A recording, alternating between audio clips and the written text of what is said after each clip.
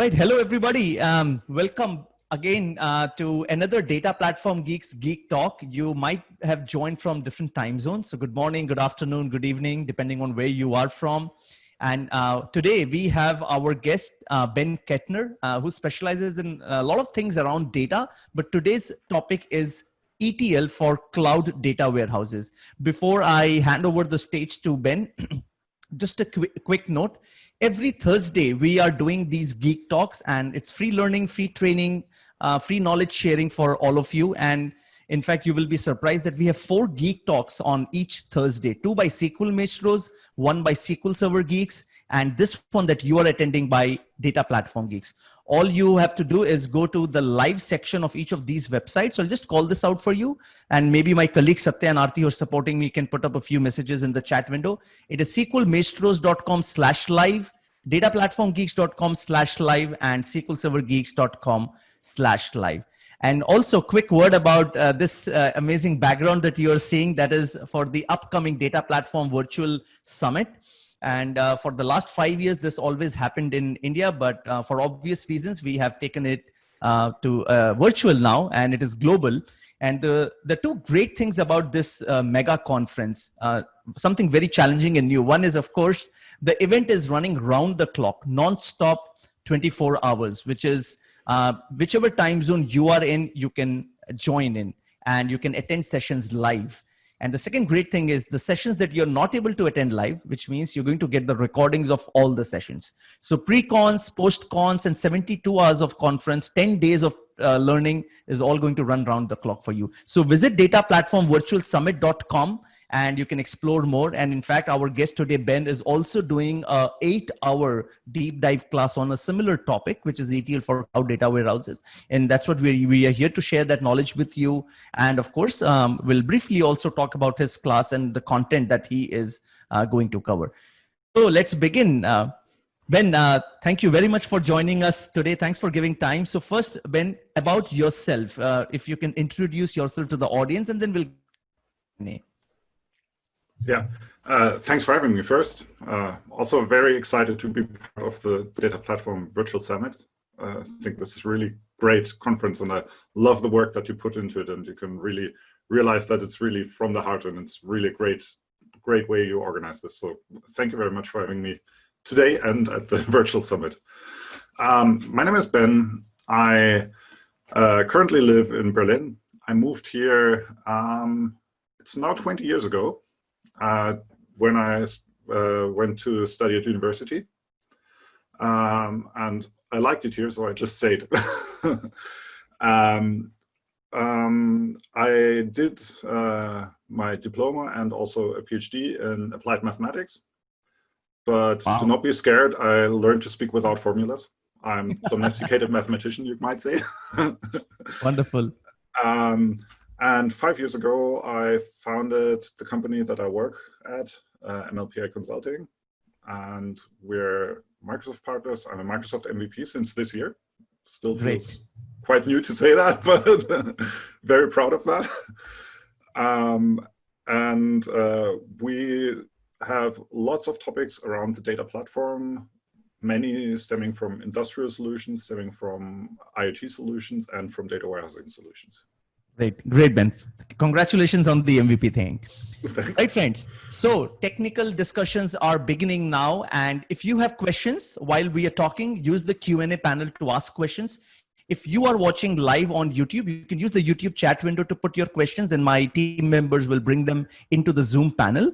But if you want to come into the Zoom panel, you can do that. Also, just go to dataplatformgeeks.com/live, and the Zoom link is right there. And my colleague Satya is going to put the Zoom link in the chat window also. So come over if you wish so. So Ben, the first question that I can begin with, or maybe ask this question on behalf of the audience, is extract, transform, and load. This is very synonym with SSIS, because whenever I think about ETL, I've been doing a lot of SSIS work. Early, I did, a lot of work.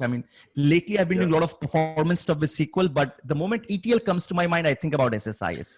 Now, Our topic here is ETL for the cloud. So how is it different? Is ETL is the same, or is it ELT now? Or throw some light on that aspect first. Well, firstly, I also have a background in SSIS. I built huge SSIS packages and solutions back in the days.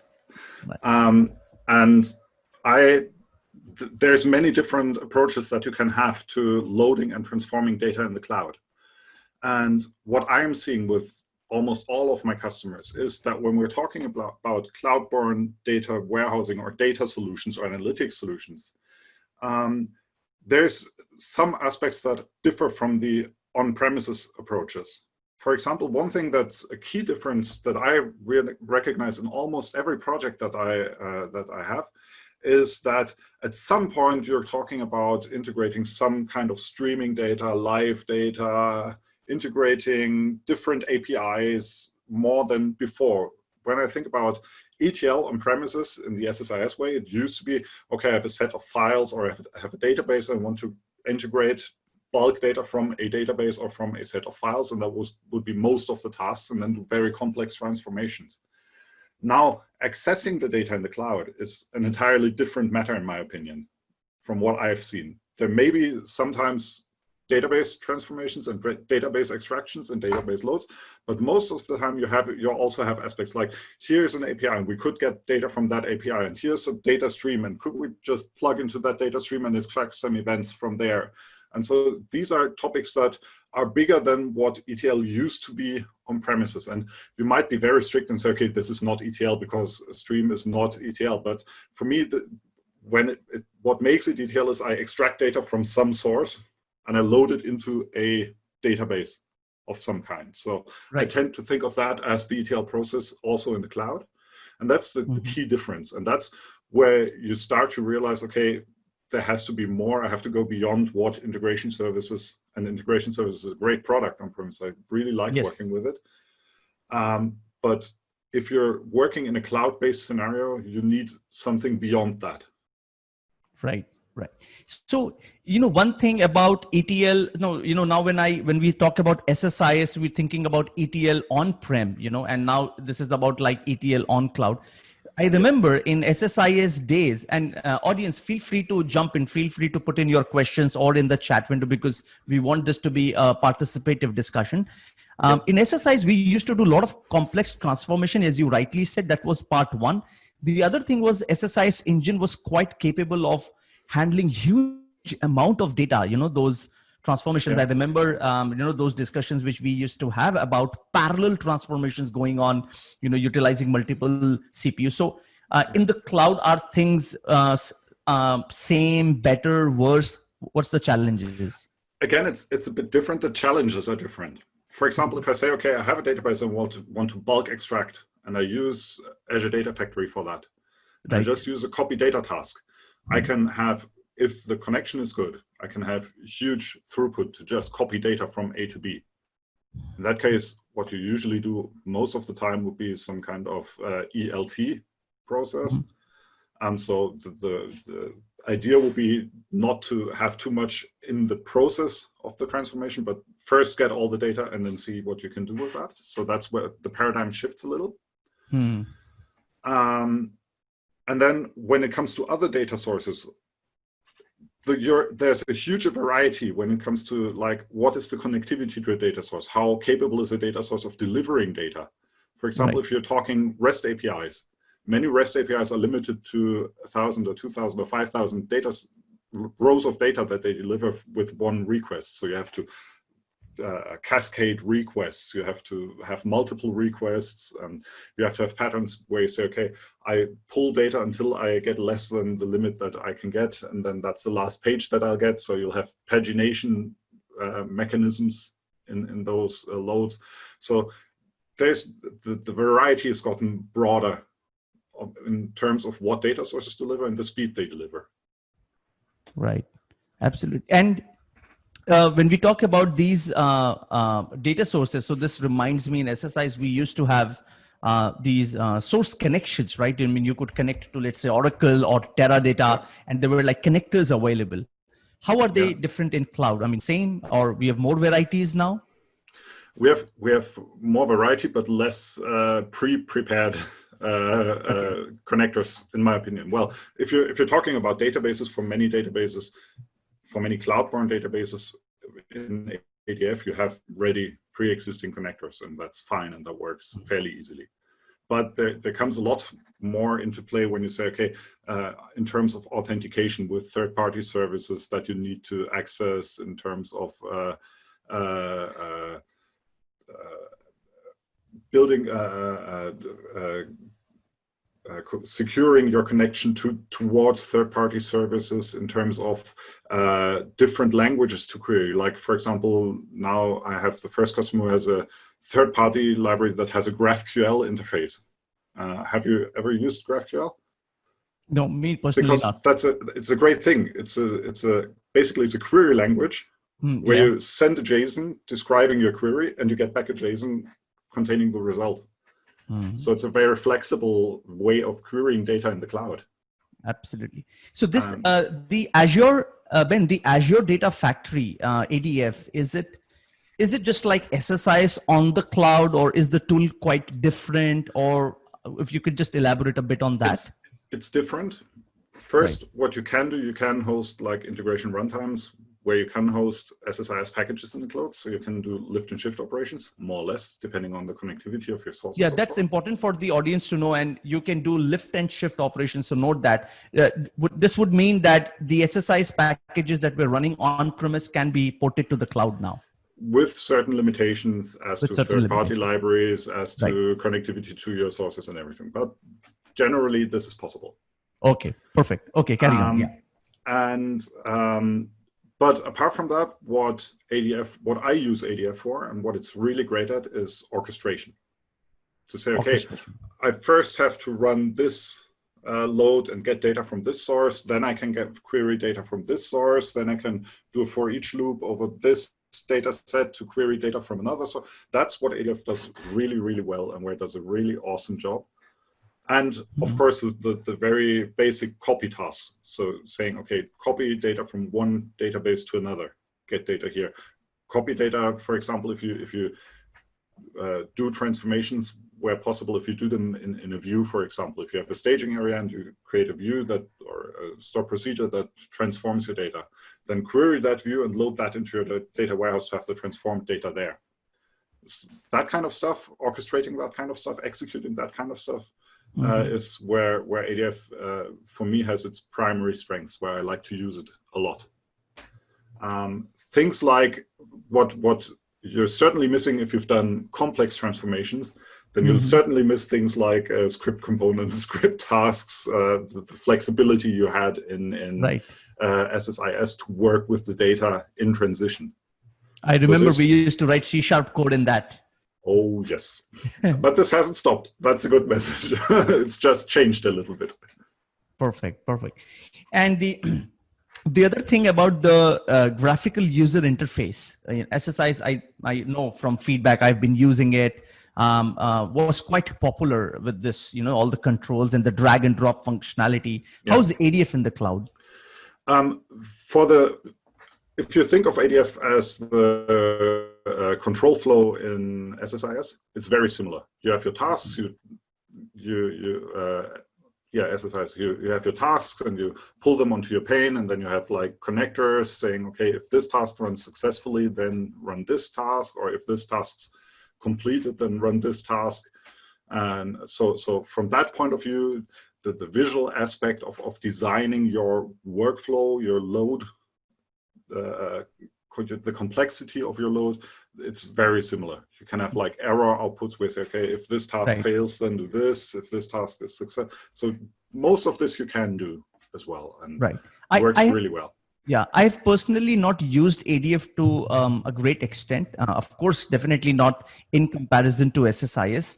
But I did see a few demos and tried to play around with a few of things. And I saw that And I would like to correct myself there, because the demos that I had seen were at least some time back. I haven't seen this recently. Maybe definitely not ADF version 2, and probably I saw of version 1. So yeah, that's a great discussion point. Yeah. What's the difference between version 1 and version 2? Because in version 1, I remember I did code a lot and less of GUI. Yeah. So Ben. Version 1 was painful. Yeah. Version 2 is usable. Let's put it that way. Okay. I really don't look back fondly on the days where I had to use version 1. I'm very happy about version 2 because it makes a lot of things easier. For example, one thing that I love is that it has this native built-in Git integration. Wow. Where just from the web UI, you just create your branches and you can just create pull requests, and everything is always in your repository. So you won't have these issues with, well, I've been working on an SSIS package for 2 weeks, and in the meantime, my colleague has checked in something else, and then we have version conflicts and merge operations in SSIS. I don't want to get into that. So that's where the team around the Data Factory, in my opinion, has done a really, really great job to get this very seamless and to make this very easy for the developer to work with that. Perfect. Excellent. And now talking about SSIS itself, and I know this is a little off track question, but is Microsoft going to invest more in SSIS, or is everything, all investments are going to be made in ADF? Well, I'm not 100% sure about that, but I think we can get a picture if we look back at what has changed in SSIS over the last few years. I think I shouldn't say more. Basically, not much has been done there. You have the answer. There's even bugs that are like 5-6 years old that haven't been fixed. So I think the focus of development is not with SSIS at the moment. Right. So Ben, if you could explain our audience what a typical ETL or ELT project in the cloud would look like. I mean, I know we have Synapse now. Synapse is, of course, the next generation of the Azure Data Warehouse, and you have the Azure Data Factory. So what would a typical project look like comprising of all these products and components in the Azure data stack? For me, what I see most of the time, most of my customers are reluctant to switch to Synapse because of the pricing and because of not being GA, many features not being GA yet. Right. So many of my customers are still reluctant, but I hope that we'll have some customers switch. But there's a lot of similarity to what you used to have on premises. You have like your central databases, be it a staging database and data warehouse database. I tend to separate those two because it makes things easier for me and better manageable for me. And in between, you have your load logic. What did change, or what is slightly different, is that I try to move a lot of the transformation logic. Now you have the wrangling data flows and you have mapping data flows, so you can do lots of transformations in ADF v2. But if possible, I try to move it to views where possible, or to store procedures, so to move it a bit closer to the database. But that's personal preference. I've seen many projects where also colleagues of mine have used many wrangling data flows and dealt with a lot of transformations in ADF. So that's personal preference. What I see when I have such a project, as I said, you usually have data sources beyond tables, files. So what I usually see, I have not yet seen a data warehousing solution or analytics solution in the cloud that doesn't have at least one API that it connects to. Right. One REST API I haven't seen. I don't think I have any solution online at the moment that doesn't use some kind of streaming data and process some kind of streaming data. And I have solutions that process huge volumes of streaming data. And so that's one of the key differences. And that processing I do not do in ADF, but rather outside of ADF, and then consolidate the results within ADF if required. Right, Ben. So Ben, in recent times when you have been doing many of these projects for your customers, what challenges have you faced? I mean, some notes from the field, some real world learnings that you may want to share with the audience. One thing that I've learned, and that's a technology I love and that I think everybody who's working with ETL processes and data transformation processes in the cloud should embrace, is Azure Functions. Azure Functions. Yes, Azure Functions are great to process data and to transform data. Those are the script components of the cloud world. Yeah. Yeah. That's, for me, that's the equivalent, or that's what I use as the equivalent. And also, if you, for example, I have a customer that has tracking points in an app and wants those tracking points to be processed and handed on in aggregated form to their data warehouse. So those tracking points are basically REST calls to an API. So we redirected those REST calls to an Azure function. And those, we're talking about 2 to 4 million per day calls to that function that we aggregate and then, that we aggregate and store in the data warehouse and then have available for querying and for analytics and for reporting later. Right. So Ben, we have been talking all this while about ETL, Azure Data Factory, a bit of comparisons with SSIS and whatnot. But then there is another piece. ETL is incomplete without really talking about the data warehouse itself. How have you seen data warehouses evolving? Because, you know, when in those days when there was no Azure, we only just had like SQL Server. SQL Server was the database engine. OLTP, that database engine, also was the data warehouse, bunch of fact tables and dimension tables. And then we had another engine, which was the analysis services engine, where we did all this OLAP stuff. Now, and when with the advent of Azure, we had the Azure data warehouse, and now we are seeing the next generation with Synapse. How have you seen this evolving over the years?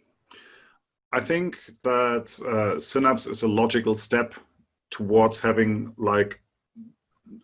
a data warehousing solution that's not comprising of separate parts, but that brings together those parts. For example, that it also contains the runtime from ADF and lots of elements from ADF, and that you have like the transformation logic in the same solution if you're talking Synapse Analytics, where you will have those parts of your solution available as well. So the first thing that happened was that things diverged. So we started with SQL Server, and SQL Server has SSIS, and SQL Server has SSAS, and you use those and you build your data warehouse and reporting service. Sorry, I tend to forget reporting services because I'm not a reporting guy myself. Visual is not my cup of tea. I'm more of a coder.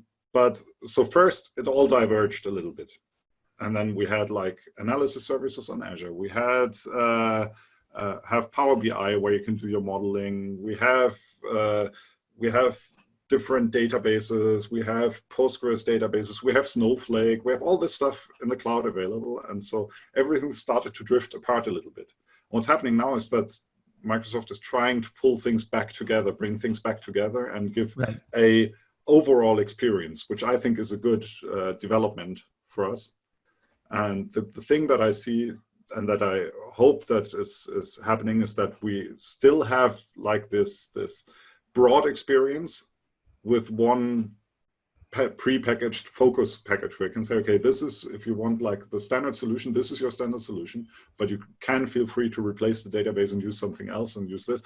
And the development experience will be more or less the same. Perfect. Perfect. Right. Ben, a lot of questions coming in. So friends, this is the time to, this is the time to punch in your questions. And while you're doing that, I would take a minute of your permission to just talk very briefly. And I think Ben will definitely talk more about his upcoming class as part of Data Platform Virtual Summit. So I just can't remember this title. So I have to turn left and read Data Loading and Transformation Strategies for Modern Cloud-Based Data Warehouses. That's the big title of Ben's class. And it is an 8-hour class, 4 hours each day, where he's going to, I mean, we just briefly talked about it. He's going to show all this live with demos and everything. And the best part is, apart from attending live, you will get class recordings. So we're very thankful to Ben that he permitted that, which means you get these recordings and you can watch them anywhere, anytime, as many times as you want. So Ben, would you just throw a bit of light on what are you going to cover in your class? Yeah, my plan is the first what I want to do is to build, like, there are these pictures that are circulating that contain like overviews of what a modern data warehouse would look like in the cloud.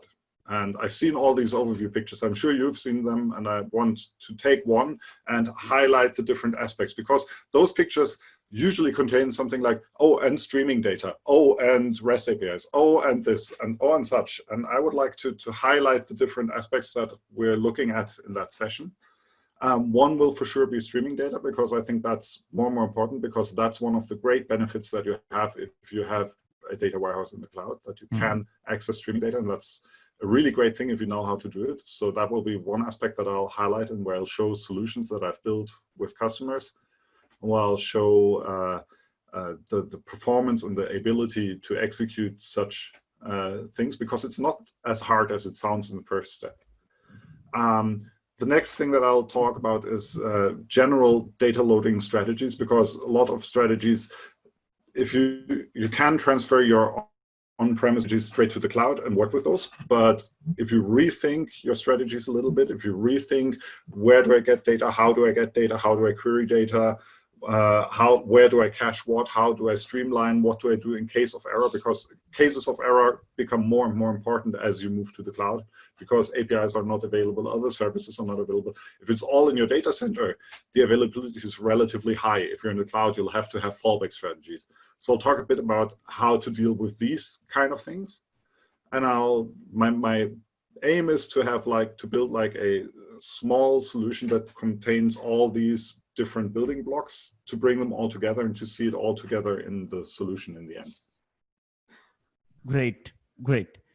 Friends, lots of stuff for a day, for 8 hours. Lots of stuff, of course. So when we say a day, we mean 8 hours, but because it's virtual, we are splitting it across 4 hours each day.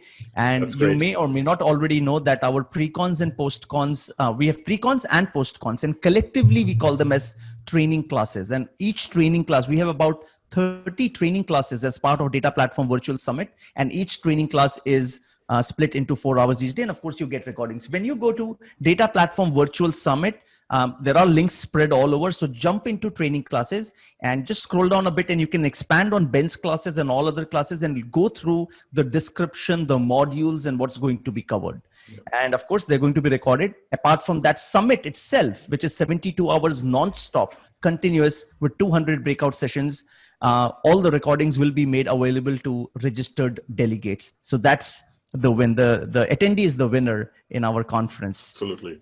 Great. So now questions, Ben. So first question is from Aditi. Friends, keep your questions coming into the panel. Aditi's question is, all the transformations available in SSIS are also available in the cloud too? Something similar to what I had asked earlier.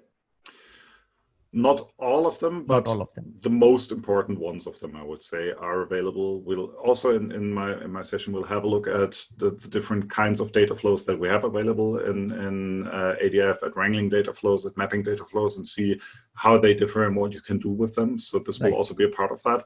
And so far, I've not experienced scenarios that I wasn't able to build with ADF or in the cloud, but I'm quite sure that there are scenarios out there that are so complex that you say, okay, in this case, there's script components that are so crazy and lookups that are so weird that the only feasible solution is to do lift and shift and run this in an integration services runtime in Azure.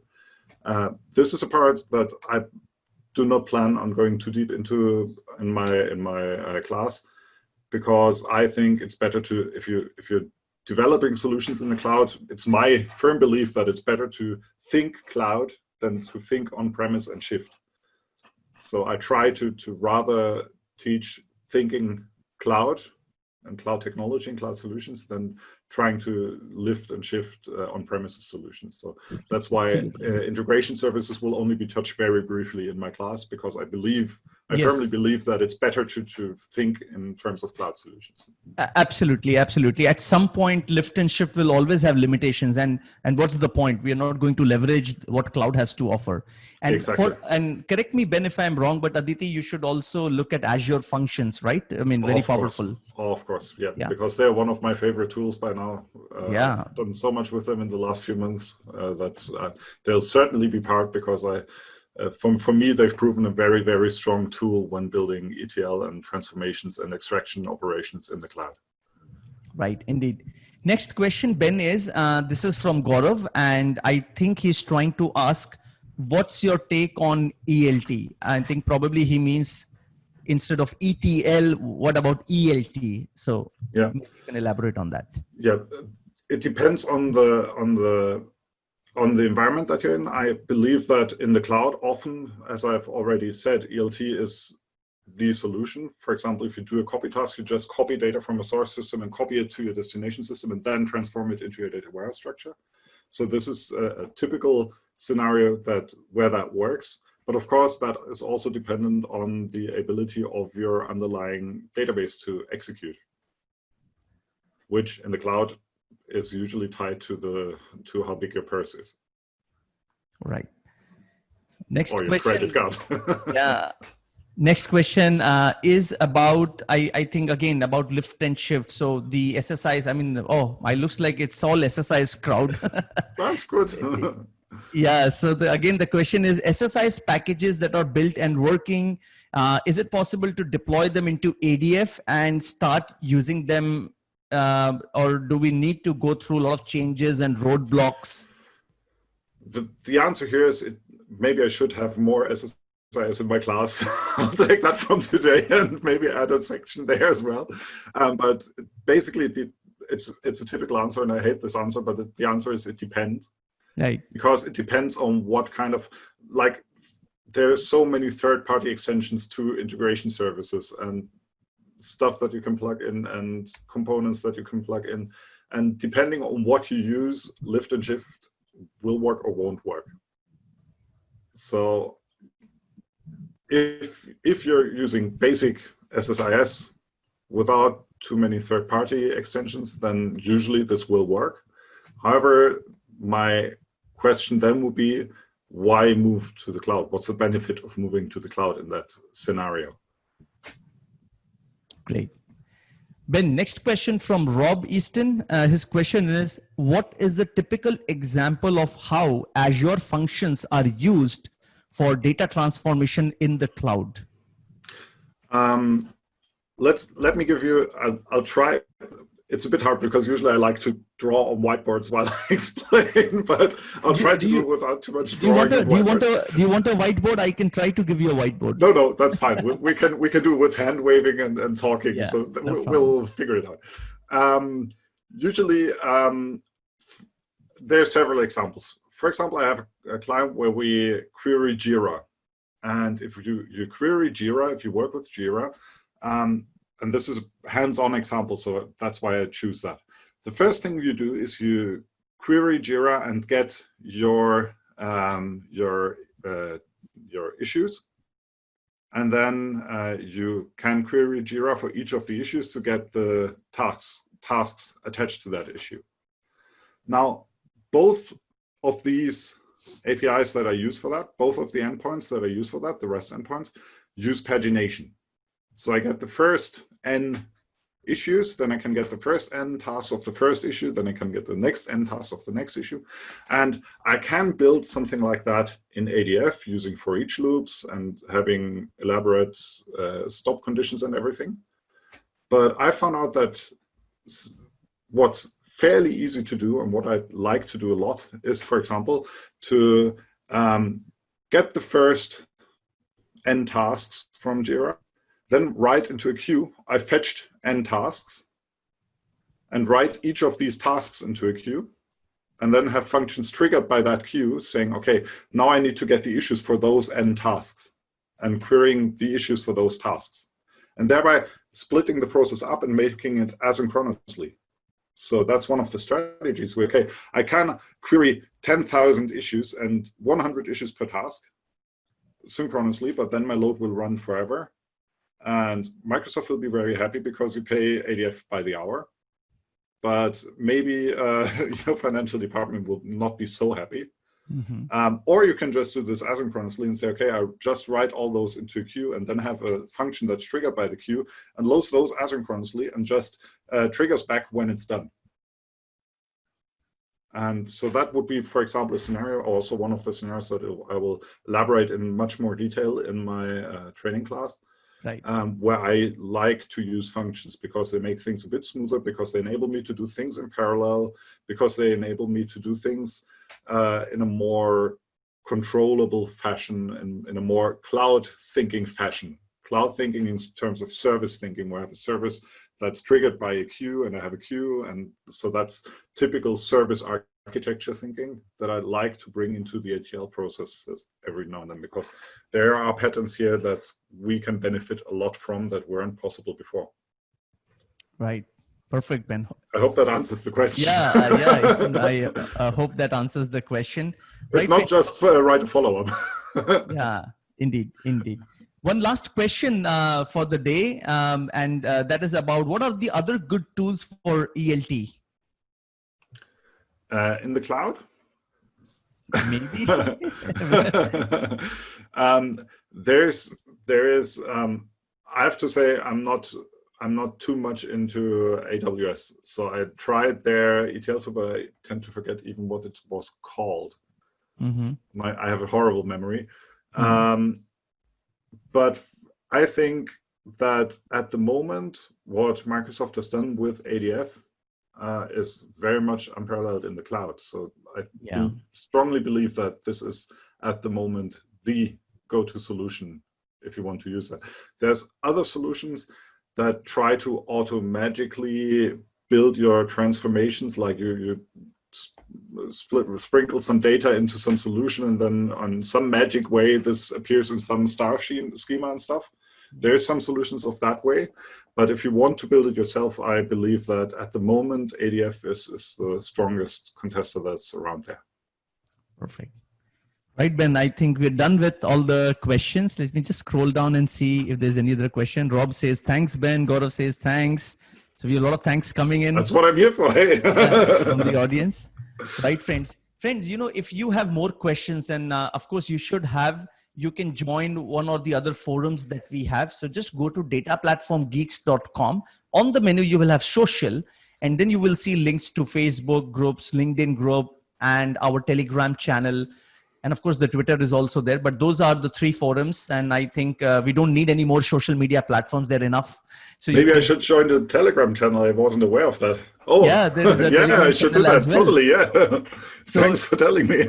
Yeah, so just go ahead and post your questions there. And maybe I will add Ben to those channels. And then he can answer those questions online as well. So I mean, always happy. Yeah, the discussion and the interactivity, it can continue even beyond this Geek Talk. Also, to let you know that next Thursday's Data Platform Geeks Geek Talk is already up. So go to the same page, which is dataplatformgeeks.com/live, and you can now register for next week's Geek Talk. And can I just go and see what's scheduled for next week? And I can tell you that. So we have October 1st, and the Geek Talk for next Thursday is Data Science Algorithms by Dejan Sarka. That's the one. So yeah, and SQLServerGeeks.com/live, even that schedule is up, and SQLMaestros.com/live, even that schedule is up. In fact, today, after 3 hours, approximately after 3 hours, I'm doing 3 query tuning techniques in SQL Server. That's also going to go live. That is SQLMaestros.com/live. So a lot of free learning, always online on Thursday. That's there. So thank you very much for joining. We'll see you in some or the other Geek Talk, and also look at Ben's class in dataplatformvirtualsummit.com. Explore the summit, explore the conference, see if it makes sense for your time and money, and join us in this mega event. Ben, closing thoughts from you?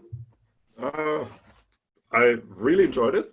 It was really cool. I didn't know what to expect. So and come to Ben's class. Yeah, please feel free and ask me all those tough questions, and I'll try to prepare all the SSIS questions and lift and shift questions in advance.